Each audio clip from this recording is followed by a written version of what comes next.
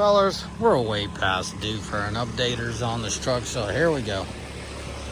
This thing got just a hair over 35,000 miles on it. I use it day in and day out. This is my daily driver, and a lot of times I'm just hauling empty trailers, loaded trailers, any kind of trailers. There's just plenty of opportunity of hauling. So either I'm hauling my family, my rear end, my trailers, pallet or two.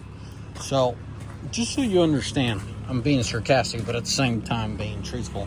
Just so you understand, this truck gets used for everything, but primarily for towing. There's nothing on the market for them as far as aftermarket parts goes. But I'll still show you the engine bay. A little quick connect for jumping equipment. Right now it's this cold temperature. I'm just, got the blades hooked up there and off we go. Sounds good. I've been having a pretty rough ride, but we're gonna save that for another trip. What I mean is another video. My experience of all the little gremlins I've been dealing with. I mean, for 35,000 miles, it's kept, held up pretty good. I wonder why, right? 35,000 miles. So I gave you a walk around. Now we gotta get back to going down the road. I'm stuck with these OEM floor mats. They're like all weather. I really like them, but I don't know if they're gonna hold up to what I need them to hold up to. I don't like the, you got carpet here. Oh, another thing, in 25, they went really cheap on this carpet. One of the first things that stood out to me. They just keep raising that bar on the prices, but keep lowering it on quality. Oh, you see that? Look at that. That's one feature nobody talks about. That rear view mirror is auto dimmable. Love it. That's one thing I applaud Ram for. Pissed off for my wood being missing here from my Limited, but pretty cool diamond stitched here. Please Ram, please save me $50 and keep your screen. Give me my glove box back, please. Overall, guys, given the market and how retarded it is, just bluntly honest, market's retarded. Ford's doing it, Chevy's the worst at it, and Ram's right there with them. They keep hosing you. They really do. They keep raising the prices because labor's going up, parts, everything's going up, and just call it a blanket statement, inflation. But, all right, despite everything, I say Ram probably, all right, quit complaining. Ram probably is cheating us the list, probably. GM's the worst. Ford is right there with the Ram. They're duking it out, right? So yeah, overall experience, it's been a little bit of rough. I've been having gremlins here and there, electrical. They're all electrical. Luckily, I've never been on the side of the road, so we're gonna keep trucking. If that day comes where this thing just quits running or something, no, it's over. I'm throwing in the towel. Overall, I very much enjoy this truck because it fits the bill so well, right? Because I have my family with me. Well, apparently there's a copper around here somewhere. I have my family with me all the time. Let's go the other way. And with that being said, that's where the mega cab comes in. Father of 4 kids, they shove a lot of junk behind the seat, under the seat, and it makes, that's pretty nice right there too. Another spot. So with all that mega cab, that's phenomenal, and that's probably the main reason I've stuck it out with Ram over Ford. That's, once again, that's a conversation for another time, but I'm just giving you little key points here. What does Ram have going on? I'm keeping my fingers crossed for this engine. This engine is very promising. It sounds good. I know. It has the hydraulic lifters in it. They are different. They are improved. How much better they are, I don't know. I've already heard instances of people complaining about their 25s and 26s making noises far less than the other ones, predecessors. But yeah, so the issue is still there. I don't know anyone personally, and I have not personally dealt with any of it. Kind got into the 40s with 10W30. It's well within, that's the oil in the engine, 10W30. Well within its spec, but I think it was like 47 degrees outside, and I started getting this valve train noise on initial startup. So I went to 540. It has cured that issue. So it started showing signs of not the greatest starting characteristics with 1030, but you know, that's what the manufacturer says. When it's sunny outside, you go 1030. When it's like winter temperatures, you go with 540. So I'm already at 540 because of the initial startup impressions when it's cold out. So overall, I very much like this engine. It's not giving me any reasons to not like the engine. I very much like this transmission. I absolutely love this transmission. I think this transmission, I firmly believe this transmission is the best transmission on the market for what a tow truck needs to be, for a hauler needs to be.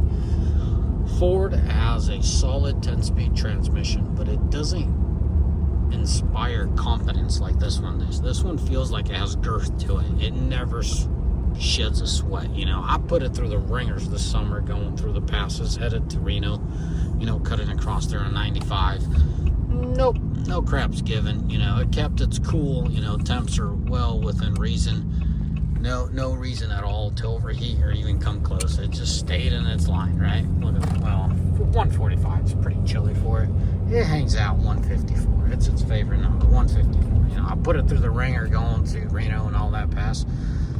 160, 164, I think is the highest I've seen. Like, no crap's given. That is low temperatures for this transmission, considering it was like 101 and 104 temperatures outside, and I had 9,000 pound trailer with a 16,000 pound truck on it, and it freaking just plowed through it. So phenomenal, right?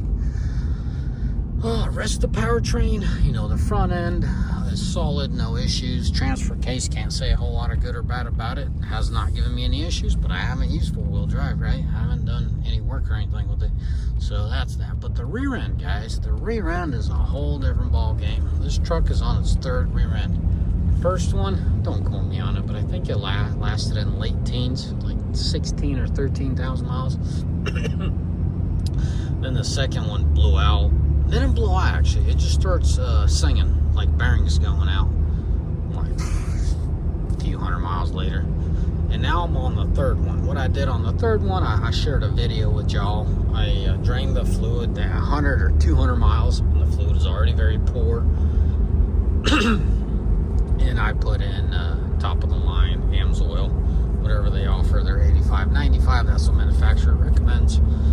Might or might not go to 75, 140. A lot of people are, you know, it's quite the hot topic for some people. But if the manufacturer said 85, 95, that's what we're running, at least at very low miles. Yes, I didn't even have 500 miles before I put in high-end oil. It's been hanging in there, and I can't say I put it through its paces, but I definitely put a load behind it. It wasn't anything like that Reno run, but it definitely, you know, got it up to temps and that whatnot. So I have a good feeling for it so far, but I guess I also haven't put it through extreme heat like the other ones were exposed to. When available, I'll probably go with a well thought through rear differential cover. I'd love to have the OEM one like the Fortunes had off of the dualies, but I don't think that's an option for these. Might or might not be. Maybe one of these days I'll go buy one off of a dually and see if it fits. That's what I did with the Fortunes, and yes, it does fit on the Fortunes. So yeah, the big issue with this thing, and I'll get into details in other videos, the gremlins on the electrical side of things, and that rear diff. Why do I love this truck so much? It's a preference. There is nothing right or wrong. It's not good or bad. It just fits me. It fits my lifestyle so well. The Mega Cab, if you didn't know, the back seats recline fully as far as they flip forward and they create a flat surface. The seat itself flips forward and creates a flat surface, and if you're like a hunter or something like that, you can throw your sleeping bag back there and off you go taking a nap. It's far more comfortable than sleeping in the seat. You know, sometimes you get caught on the road like I do sometimes. You know, you just get tired. It does the trick. You know, you jump back there, you lay down, and whatever, you know, 2, 4, 10 hours, whatever. You know, you just gotta gotta do what you gotta do, but you gotta do it within reason, you know. Sometimes you just need to take a quick nap, and that's the better way to do it than in the driver's seat. And I see a lot of people, if you ever pull into a rest area early in the morning, you'll see a lot of people snoozing in the driver's seats. So that's another one. As far as power, I've been spoiled, guys. I came from I had a 23 high output Ford, meaning 500 horse, 1200 torque. And then not too long after that, I had a 24, model year 24 limited F350 with 500 horse, 1200 torque. So yes, when I got into this mega cab, I definitely felt the lack of power. But it's primarily when you're empty. When it comes to towing, guys, you're going to be hard pressed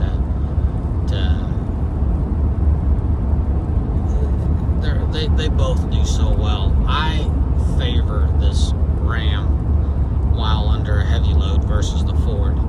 Ford kind of flexes. It kind of like just gives it all kind of, you know, it's turned up. The dial is turned up on the Ford, and that's the bottom line. So it really flexes its muscles, let's put it this way. It really puts in the work to move you. It might be effortless, right? You might be at quarter throttle, but you could tell on the temps that this thing, that the Ford's working, right? Your oil temp's going up. Your coolant's pretty sustainable on that Ford, but your oil, you know, shooting up the way it shoots up when you're towing, and your tranny fluid, it tells you that thing's being pushed.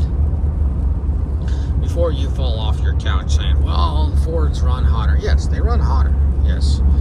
Their oil is hit and miss. This thing has a mind of its own. I feel like when it needs to, it runs it lower, and then when you're empty, it runs it hotter. That's what I kind of see it doing. But the Ford kind of stays low 200s, high 190s on the oil until you start climbing, you know, empty or loaded. But the tranny is one I wanted to underline. That one kind of hangs around low 200s. Let's just say 210, 213 on the oil, on the transmission. But when you do work that transmission, the temps do go up. They do spike up. You know, I've gotten it at 223. I think that's the highest I've gotten that tranny. And that alone tells me that it's being pushed. And then once the computer realizes that, it'll drop the thermostat a little lower is what I've noticed. It'll start running 190s, 200s once it gets a chance to recover, and they'll get a run at it from 190 to 200 and up to 230 again. Well, 223. But you guys get the drift, right? There's plenty of heat that it has to fight, where this thing just feels like it's chilling. Yeah, I'm not towing anything right now, and I'm not trying to show you that the tranny's chilling right now. I'm just showing the transmission is chilling right now. But we're not working the truck side. By no way am I saying this is a load. Where I missed the Ford a lot is when you're empty and you're just hightailing it around town. That's where the full Ford shines. It just feels lighter on its feet. I'm not saying this thing's a slouch or anything, but this thing does not have to get up and go like the Ford does. As long as you're steady pedal, it's fine. Like, you roll into it, you're fine. But if you give abrupt throttle on this Ram, yeah, dude, it don't give a flying fart. It ain't going nowhere. It is a joke compared to the Ford. You know, you rip into that throttle on the Ford's out of there, you know. But the Ram is just like, I don't know, twirling its fingers or something. It's just dumb stuff. And that's the biggest downfall to these Rams. Transmission, phenomenal. It's quick enough. It shifts, it upshifts, it downshifts just fine. I got to underline, I did put Schaefer's, no, not Schaefer's. I put AMSOIL, torque shift or something like that, fluid in here. And this tranny shifts quicker. Initially, I didn't really like it. It lost the girth. But it traded the girth, kind of lost a little bit of the girth, the feeling of the girth, right? Less hydraulic fluid kind of scenario. To quicker shifting, and not quite sure which route I would go. But I'll tell you one thing. I'm kind of like teetering on the Ram if I would go AMSOIL versus OEM. One thing I'll tell you for sure is those 10 speeds, GM or Ford, they freaking love that fluid. The AMSOIL fluid for those 10 speeds are just the bee's knees for that tranny. If you're on the fence and you got low miles, definitely jump on the AMSOIL wagon. That's one thing it's definitely worth. So yeah, and yes, I have a 6.2 10 speed 60 gasser. Yep, 10-speed caddy, and it just loves that fluid. That tranny's just so much more relaxed. It just has more grip. Just gets the job done with less effort. That's just the bottom line on it. So yeah, guys, my experience overall has been a little bit rough with this truck. Just want to wrap up this video, but overall, I very much like this truck. I favor this truck when it comes to heavier towing, or any kind of towing north of 10,000 pounds. And you say, yeah, you don't even need a diesel under that. Yes, that's true. So when it really counts, Ram's the king of towing, period. Hands down for me not to even consider the Ford. If Ram could just turn up the dial a little bit on the aggression side of things, it might not even be Ram, it might be the ZF controller. Just make it a little bit more aggressive when it's empty, when it's feeling less resistance, and fix your remote.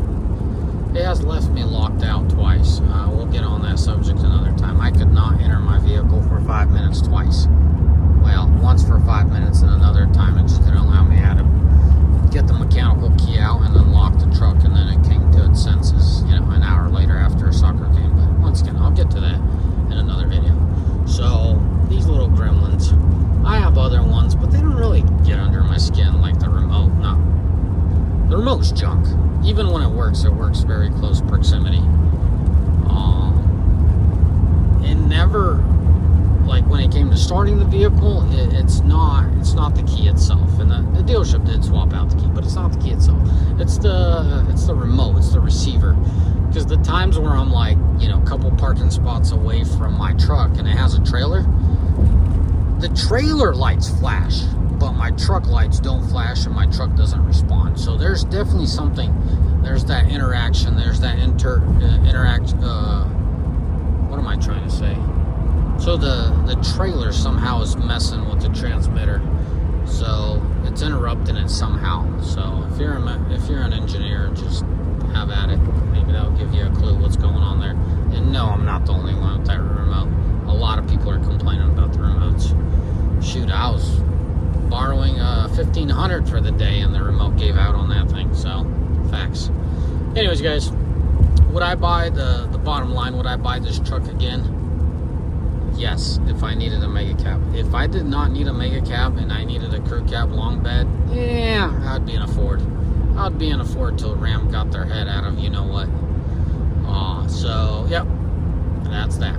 As always, may the good Lord bless you, and may all have a mighty fine day. Ciao, bye.